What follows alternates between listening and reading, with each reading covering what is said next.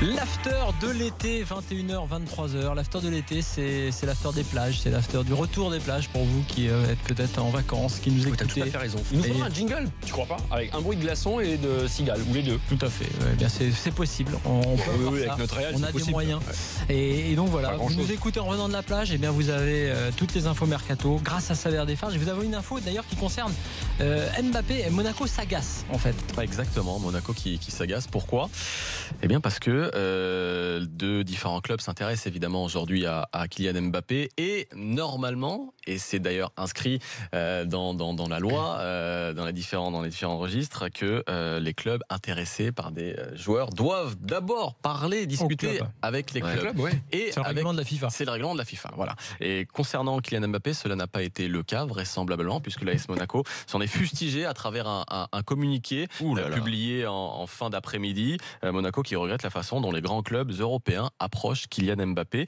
Monaco qui envisage même d'aller plus loin et de porter l'affaire devant la Ligue de football professionnel ou la FIFA. Ah oui, ils veulent qu'on engage des procédures disciplinaires à l'encontre des clubs contrevenants. Pour être tout à fait clair d'ailleurs sur ce petit principe, il faut savoir que plein de fois des clubs vont directement voir les joueurs sans que ça se sache forcément, ou du moins des intermédiaires, et qu'on s'arrange parfois un peu directement avant d'aller. C'est ça. Il faudrait que l'AS Monaco aussi fasse balayer devant sa porte, parce que tant qu'à faire, eux, il faudrait qu'ils prouvent qu'ils n'ont jamais fait ce genre de démarche, d'aller contacter directement un joueur plutôt que de passer par le club.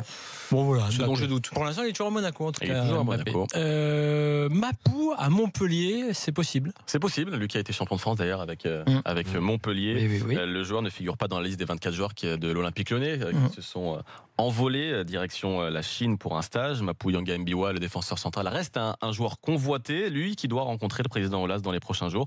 Et selon nos informations, Montpellier souhaiterait rapatrier l'enfant prodigue, si je puis dire, peut-être, sous la forme d'un prêt notamment, et Mapou Yanga Mbiwa qui intéresse d'autres clubs, même s'il souhaiterait du coup inverser la tendance, et il a d'ailleurs un rendez-vous qui est programmé avec Jean-Michel Aulas, lui qui intéresse également Stoke City et le Zénith Saint-Pétersbourg.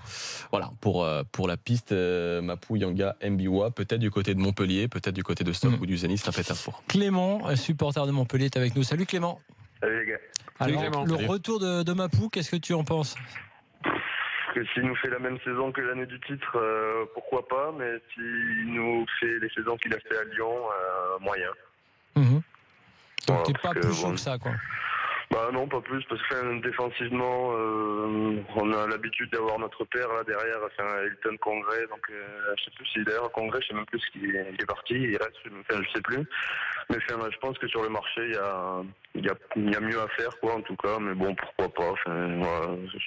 Il est à l'image de Montpellier, ceci dit. Donc alors justement, alors Montpellier, d'ailleurs, les matchs amicaux se passent pas très bien, je crois, pour les Montpelliérains qui n'ont toujours pas gagné. Je sais qu'hier on a perdu là, mais c'est le seul que j'ai. Mais je crois que vous avez perdu les deux premiers en fait. Vous avez perdu contre Rodez et Clermont. Et ça, quand tu perds contre Clermont, ça veut te dire c'est que ça va pas bien. Ça a été un match exceptionnel des hommes de Corinne direct du côté de Millau, victoire 2-0. Avec leur buteur, le grand là, 1m97, Ajorc. Exactement.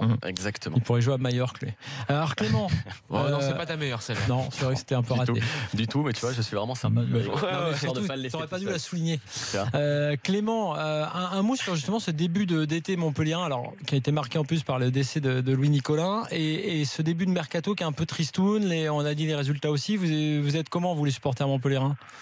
Tristoun, oui et non, parce que d'habitude on va chercher on a l'habitude de pas être très très actif sur le marché, puis souvent on va chercher des mecs un peu derrière les fagots, quoi. Donc je pense à Ninga notamment là, ces dernières années. Donc là au moins les deux que j'ai en tête, c'est du recrutement pur Ligue 1, quoi. Donc on a Sio et Pedro Mendes. Sio et Mendes et Lecomte aussi. Lecomte qui est pour moi une très bonne recrue. Là vous bonifiez en termes de gardien. Ouais.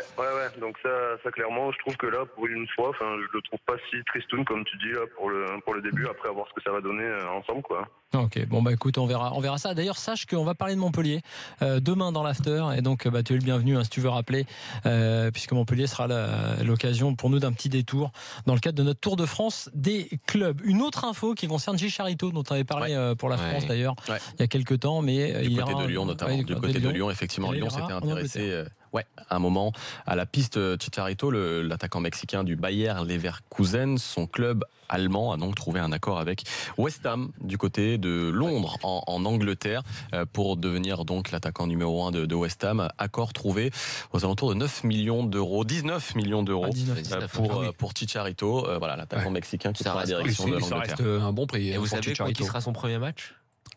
C'est une très bonne question. Contre Manchester United. Ouais, le club où il a démarré en première ligue. C'est mignon. Alors, si là, marche, je suis pas certain que les supporters d'United disent la même chose. Mais... Il vient en gros pour être titulaire. Parce qu'on l'a souvent vu remplaçant. La question, c'est à chaque fois, est-ce qu'il est meilleur en gros en super sub qu'en titulaire. En tout cas, c'est plutôt une bonne recrue pour West Ham. C'est sûr, c'est une bonne recrue. Parce qu'on pensait même quand il avait failli venir à Lyon que c'était plutôt pas mal aussi pour Lyon. Non, c'est une bonne recrue. C'est une bonne recrue, Chicharito. Bon, okay. C'est dommage pour des clubs comme Lyon ou comme Marseille qui se cherchent un avant-centre. Mais je pense qu'après, au niveau des salaires, je difficile de lutter, quoi. Difficile de lutter. C'est pas impossible, mais c'est difficile.